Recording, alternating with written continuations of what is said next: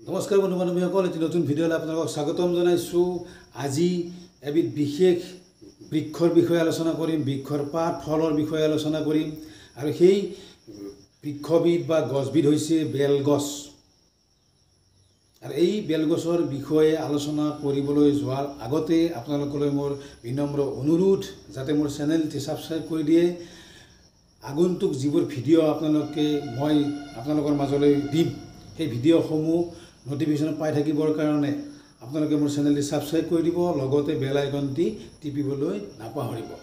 এতিয়া আহোঁ বেলগছৰ পাত আমি কেতিয়া ছিঙিব নালাগে, কোন দিনৰ কোনটো ভাগত ছিঙিব নালাগে, কোনটো বাৰত ছিঙিব নালাগে, কোনটো দিনত ছিঙিব নালাগে, কিয় ছিঙিব নালাগে, এই সবিশেষ লৈ আহিছোঁ। আহক আমি এতিয়া ভিডিঅ'টিৰ মাজলৈ আগবাঢ়ি যাওঁ। বেলগছ হৈছে এবিধ পবিত্ৰ গছ, এবিধ ঔষধি গছ। ইয়াৰ পাত ফল বিভিন্ন ধৰণৰ পূজা পাৰ্বণত ব্যৱহাৰ কৰা হয়। ইয়াৰ পাত ঔষধ ৰূপেও আমি ব্যৱহাৰ কৰিব পাৰোঁ। গতিকে ই এবিধ হৈছে পবিত্ৰ আৰু ঔষধি গছ।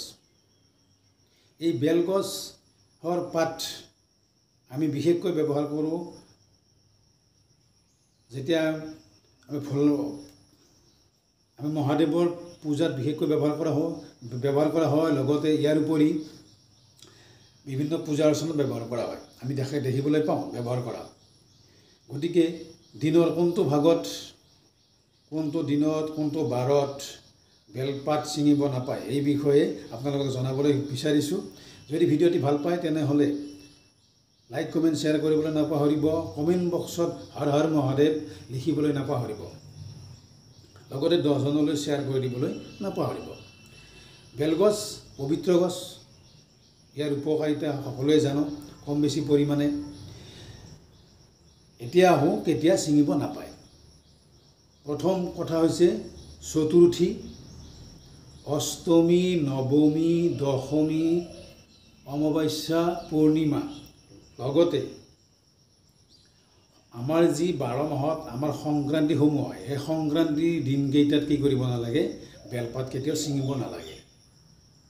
লগতে সোমবাৰৰ দিনটোত বেলপাত ছিঙিব নাপায় বুলি আমাৰ যি প্ৰাচীন শাস্ত্ৰ আছে, সেই শাস্ত্ৰসমূহত সুন্দৰভাৱে ইয়াত বৰ্ণনা দিয়া হৈছে। বেলগছৰ যি পাত থাকে, সেই পাতত স্বয়ং মহাদেৱ বিৰাজমান হৈ থাকে বুলি কৈছে। বেলগছৰ যি মধ্যভাগ থাকে, সেই বেলগছৰ মধ্যভাগত স্বয়ং প্ৰভু বিষ্ণু বিৰাজমান হৈ থাকে বুলি শাস্ত্ৰত বৰ্ণনা কৰা আছে। লগতে বেলগছৰ যি শিপা, সেই শিপাত স্বয়ং ব্ৰহ্মা বিৰাজমান হৈ থাকে বুলি কৈছে। গতিকে এইকেইটা দিনত আমি কি কৰিব নালাগে, বেলপাত কেতিয়াও ছিঙিব নালাগে। ইয়াৰ উপৰিও দিনৰ শাস্ত্ৰত বৰ্ণনা কৰা মতে দিনৰ 12 বজাৰ পিছত আমি কেতিয়াও কি কৰিব নালাগে, বেলপাত ছিঙিব নালাগে। এইকেইটা যি সময়, যি বাৰ, লগতে দিনকেইটা মই ক'লোঁ, সেইকেইটা দিনত আপোনালোকে কেতিয়াও বেলপাত নিছিঙিব। শাস্ত্ৰত ইয়াক নিষেধ কৰি থৈছে। গতিকে আমি বেলগছৰ পাত যেতিয়া আমি পূজা পাৰ্বণত ব্যৱহাৰ কৰোঁ, আমি যেতিয়া ছিঙো, যদি কেতিয়াবা ছিঙো, তেতিয়াহ'লে দিনৰ 12 বজাৰ আগতেই বেলপাতসমূহ সংগ্ৰহ কৰাৰ ব্যৱস্থা কৰিব লাগে। যিহেতু দিনৰ 12 বজাৰ পিছত আমি কি কৰিব নালাগে, বেলপাত ছিঙিব নাপায় বুলি শাস্ত্ৰত ধুনীয়াকৈ লিখাই আছে। ইয়াৰ উপৰিও বেলগছৰ পাত, বেলগছৰ যি ফল আছে, সেই ফলত হেনো আমাৰ যি দেৱ দেৱীসকলৰ শক্তি আছে, সেই শক্তিসমূহ নিহিত হৈ থাকে।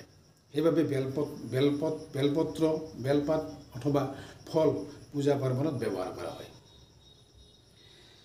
ইয়াৰ উপৰিও বেলপাত যিহেতু ঔষধিযুক্ত বা ইয়াৰ ফলটো ঔষধিযুক্ত, গতিকে বেলপাত আমি যদি প্ৰতিদিনে সেৱন কৰোঁ, পুৱা গধূলি যদি আমি সেৱন কৰোঁ, তেতিয়াহ'লে আমাৰ শৰীৰটো কি হয়, শুদ্ধ হয় বুলি কৈছে। আমাৰ তেজ পৰিষ্কাৰ হয় বুলি কৈছে। গতিকে যদি পাৰে আপোনালোকে প্ৰতিদিনে বেলপাত সেৱন কৰিবলৈ চেষ্টা কৰক। আৰু বেলপাত আমি যেতিয়া ছিঙো, মানে নিৰ্দিষ্ট সময় যিখিনি আমাৰ সীমা বান্ধি দিছে তাৰ ভিতৰত যদি আমি ছিঙো তেতিয়াহ'লে আমি যিমান পুণ্য কাম কৰোঁ সেই পুণ্যখিনি আমাৰ কেতিয়াও আমাৰ গাত নালাগে, বৰঞ্চ আমাৰ পাপহে গাত লাগে বুলি কৈছে। গতিকে আপোনালোকে মোৰ ভিডিঅ'টিৰ যোগেদি আপোনালোকে বিনম্ৰ অনুৰোধ যাতে যিখিনি নিয়ম ক'লোঁ সেইখিনি নিয়ম মতে যাতে আপোনালোকে নিয়মখিনি পালন কৰে, লগতে সেই সময়খিনিত যাতে আপোনালোকে বেলপাত নিচিঙে, বিনম্ৰ অনুৰোধ। লগতে যদি পাৰে আপোনালোকে প্ৰতিদিনে বেলপাত সেৱন কৰিবলৈ চেষ্টা কৰক নিজৰ শৰীৰৰ কাৰণে। যিটো ঔষধি গুণ আছে, ই তেজ পৰিষ্কাৰ কৰে, শৰীৰটো শুদ্ধ কৰে। আমাৰ শৰীৰৰ ভিতৰত যিবিলাক বেয়া বস্তু থাকে সেই বেয়া বস্তুবোৰ বাহিৰ কৰাত এই বেলপাতে সহায় কৰে বুলি কৈছে। ভিডিঅ'টি কেনে পালে কমেণ্ট যোগে জনাবলৈ নাপাহৰিব। লগতে কমেণ্ট বক্সত হৰ হৰ মহাদেৱ লিখিবলৈ নাপাহৰিব।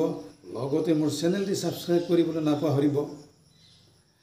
এইখিনি আপোনালোকলৈ মই যিখিনি গম পালোঁ সেইখিনি আপোনালোকক জনালোঁ। আশা কৰোঁ আপোনালোকে ভিডিঅ'টি ভাল পাব। আজিলৈ ইমানতে সামৰিছোঁ। পিছলৈ ইয়াতকৈ আৰু ধুনীয়া ধুনীয়া কিছু কথা আপোনালোকক জনাবলৈ চেষ্টা কৰিম। এতিয়া আপোনালোক সকলোৰে পৰা বিদায়। নমস্কাৰ।